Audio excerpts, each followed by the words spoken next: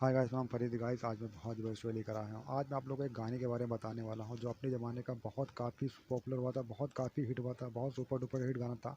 और काफ़ी आज भी वो गाने को लोग पसंद करते हैं, आज भी सुनते हैं। और बहुत ज़बरदस्त शायर ने इस गाने को लिखा था, पूरे दिल से लिखा था इस गाने को। और काफ़ी ज़बरदस्त इसके बोल थे, तो मैं इसके गाने के बोल भी बताने वाला हूँ। किस फिल्म का गाना है वही बताने वाला हूँ, कौन हीरो थे कौन हीरोइन थे वही बताने वाला हूँ, किस राइटर ने इस गाने को लिखा था, पूरी स्टोरी में बताने वाला हूँ गाइस। तो बने रहना मेरे वीडियो में एंड तक। और हाँ गाइस, अगर आप मेरे चैनल पर नए हैं, चैनल को सब्सक्राइब करने के लाइक सब्सक्राइब शेयर कमेंट सब कुछ फ्री है। और हाँ गाइस, इस स्टोरी को लास्ट तक सुनेंगे तो ही आपको समझ में आने वाला है। अगर बीच में या स्टार्ट में छोड़कर भाग जाएंगे तो कुछ भी समझ में नहीं आने वाला है। और हाँ, अगर कुछ अच्छा नहीं लगेगा तो मुझे कमेंट करके जरूर बताना। तो चलो गाइस, स्टोरी स्टार्ट करते हैं। आज मैं आपको एक ऐसे गाने के बारे में बताने जा रहा हूँ जिसे सुनकर लोग मदहोश हो जाते हैं। ऐसा क्या है उस गाने में जिसे एक शराबी ने लिखा था? आखिर कौन है वो शराबी और कौन सा है वो गाना, और उस गाने के अल्फाज का मतलब क्या था? इन सब बातों का आज मैं खुलासा करने वाला हूँ, तो बने रहिए मेरे साथ। तो चलिए इस किस्से को डिटेल में जान लेते हैं। ये किस्सा है फिल्म साथ साथ का। यह फिल्म 1982 में आई थी। इस फिल्म के राइटर थे रमनन कुमार और इस फिल्म को बेहतरीन डायरेक्शन से सजाया था। रमनन कुमार के इस फिल्म में हीरो थे फारूक शेख और हीरोइन थी दीप्ति नोवेल। इन्हीं दोनों पर इस गाने को फिल्माया गया है। इस गाने को लोग आज भी सुनना पसंद करते हैं। इस फिल्म के डायरेक्टर रामानंद कुमार जावेद से मिलकर और उन्होंने इस फिल्म के गानों को लिखने की जिम्मेदारी उन्हें दी और कहा, जावेद साहब, इस फिल्म के गीतों को लिखने के लिए मैं आपको फीस नहीं दे पाऊंगा क्योंकि यह फिल्म बहुत ही कम बजट में प्रोड्यूस की जा रही है। तब जावेद अख्तर ने उनसे कहा, आप फिक्र मत करिए, मैं इस फिल्म के गीतों को लिख दूंगा। फिर जावेद अख्तर ने इस फिल्म के लिए टोटल 6 गाने लिखे थे। उसमें से 5 गाने लिखकर कंप्लीट थे, मगर छठा गाना लिखना बाकी था। इसे लिखने के लिए उन्हें वक्त नहीं मिल रहा था। एक्चुअली जावेद अख्तर 80 के दौर में बहुत बिजी थे। उनके पास कई और फिल्में लिखने के लिए थी, जैसे शक्ति फिल्म जो 1982 में ही रिलीज हुई थी। इस पर भी यह काम कर रहे थे। इसीलिए जावेद साहब रात को घर अक्सर देर से आया करते थे। इसीलिए जावेद अख्तर ने फिल्म साथ साथ के डायरेक्टर रमनन कुमार से कहा, आप शाम को घर आ जाइएगा, मैं ये गाना लिख दूंगा। डायरेक्टर अक्सर शाम को जावेद अख्तर के घर पहुंच जाया करते थे। अगर जावेद अख्तर कभी लेट आते थे तो कभी अपने दोस्तों के साथ मंडली बनाकर शराब पीते रहते थे। वो दिन भर के काम से इतना थक जाते थे, उन्हें शराब पीने के अलावा दूसरा कुछ सूझता ही नहीं था। डायरेक्टर रमन कुमार कभी घड़ी की तरफ देखते तो कभी जावेद अख्तर की तरफ। ऐसा करते हुए रात के 1 बज गए। फिर जावेद अख्तर ने रमानंद से कहा, रमानंद साहब, रात बहुत हो चुकी है, आप घर जाइए, मैं गाना कल लिख दूंगा। फिर दूसरे दिन सेम इसी तरह से हुआ। जावेद अख्तर ने गाना नहीं लिखा और अपने दोस्तों के साथ शराब पीते रहते। उस दिन भी जावेद अख्तर के घर से खाली हाथ रमानंद साहब लौट गए। तीसरे दिन वो शख्स फिर आ गया। जावेद अख्तर साहब पी रहे थे। जावेद अख्तर ने जब डायरेक्टर को देखा तो कहा, आप बैठ जाइए, मैं गाना लिखता हूँ। लेकिन उस दिन भी वो शराब में डूबे हुए थे।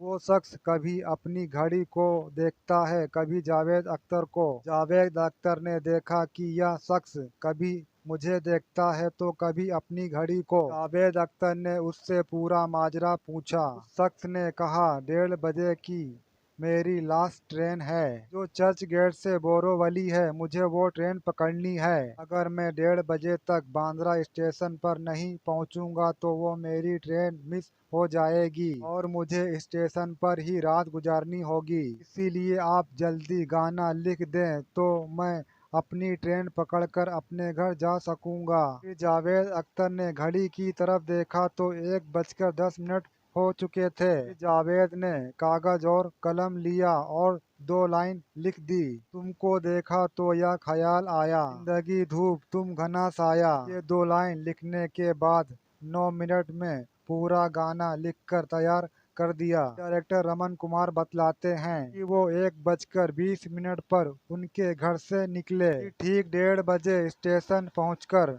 रामानंद साहब ने अपनी लास्ट ट्रेन पकड़ ली। ये थी इस गाने के पीछे की लिखने की कहानी। बॉलीवुड में जावेद अख्तर एक ऐसे शख्स हैं जिन्होंने कम से कम समय में बहुत से गाने लिखे हैं। तो आज आप लोगों को पता चल गया होगा कि जावेद अख्तर ने शराब के नशे में डूबकर इस गाने को लिखा है। फिर तो आप सभी जानते हैं यह गाना ऐसा सुपरहिट हुआ था कि लोग इसे आज भी सुनना पसंद करते हैं। इस गाने को जगदीश सिंह ने अपनी सुरीली मखमली आवाज से इस गाने को बेहतरीन अंदाज में गाया था। जब आप यह गजल सुनेंगे तो आप इस गीत में खो जाएंगे। तो देखा आप लोगों ने, जावेद अख्तर नशे के दर्द में डूबकर सामने वाले के दर्द को बयां कर दिया। मैं आपको वो बात बताने जा रहा हूँ जो किसी ने नहीं बताई होगी। तो ध्यान से सुनिए, इस गाने के अल्फाज जावेद अख्तर के दिमाग में कैसे आए, ये बहुत इम्पोर्टेंट बात है।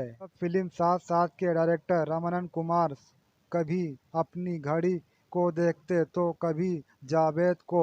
तो जावेद अख्तर समझ गए कि इस शख्स को कोई बात परेशान कर रही है। यह आदमी कभी अपनी घड़ी देखता है तो कभी मुझे। जब जावेद ने उस आदमी से इस हरकत की वजह पूछी तो उस आदमी ने जवाब में कहा, अगर मैं स्टेशन पर वक्त पर नहीं पहुंचा तो मेरी ट्रेन छूट जाएगी और मैं समय पर घर नहीं पहुंच पाऊंगा। बस उस शख्स के दर्द को ही जावेद अख्तर ने अपने अल्फाजों में उसके दर्द को पिरोकर बयां कर दिया।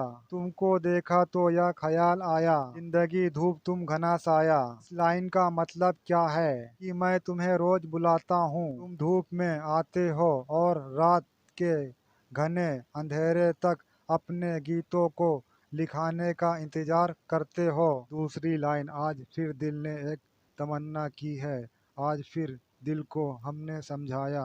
इस लाइन का मतलब यह है कि जावेद अख्तर साहब ने शराब के नशे में डूबे थे। उनका दिल इस गाने को लिखने से मना कर रहा था, लेकिन उन्होंने अपने दिल को समझाया। जिंदगी धूप है और यह घना साया जो रात के अंधेरे तक मेरा इंतजार करता है। तीसरी लाइन, तुम चले जाओगे तो सोचेंगे तुमने क्या खोया हमने क्या पाया। इस लाइन का मतलब यह था कि जब मैं यह गाना इसे लिख कर दूंगा तो यह चला जाएगा और सोचेगा कि मैंने तो अपना कीमती वक्त खोया, तब जाकर इस गाने को पाया। चौथी लाइन, हम जिसे गुनगुना नहीं सकते वक्त ने ऐसा गीत क्यों गाया। इस लाइन का मतलब यह है कि वह डायरेक्टर जावेद अख्तर साहब को कुछ नहीं बोल पाता था, बस इंतजार करता रहता था और अपनी घड़ी में टाइम देखता रहता था। तभी वक्त ने ऐसी करवट बदली कि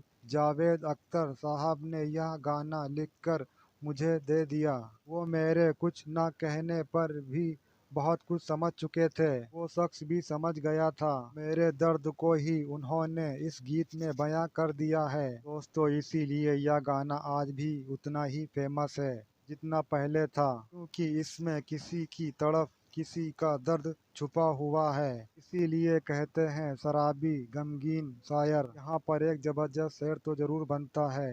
दोस्तों चलिए इरशाद फरमाते हैं, हर शख्स शायरी करता नहीं, जिसके पास दर्द ना हो वो शायर होता नहीं। शराबी तो बहुत होते हैं जो पीकर बहक जाते हैं, ये वो शराबी हैं जो अपने शायरी से दिलों को देख लेते हैं। गाइस, अगर ये स्टोरी आपको अच्छी लगी तो लाइक करना, शेयर करना, कमेंट करना। कुछ अच्छा नहीं लगा तो कमेंट जो बताना। और हाँ भाई गाइस, मैं एक बार बता दूँ आपको, आपको थोड़ा जो है अल्फाज समझ में नहीं आ रहेंगे आप लोगों को, और जो मैं कुछ जल्दी जल्दी बोल जा रहा हूँ, किस वजह से बोल जा रहा हूँ, इसकी वजह ये है क्या, मैं जिस जगह पे रह रहा हूँ वहाँ पर क्या है, रिकॉर्ड करना इतना आसान नहीं है, बहुत ज़्यादा शोर शराबा है।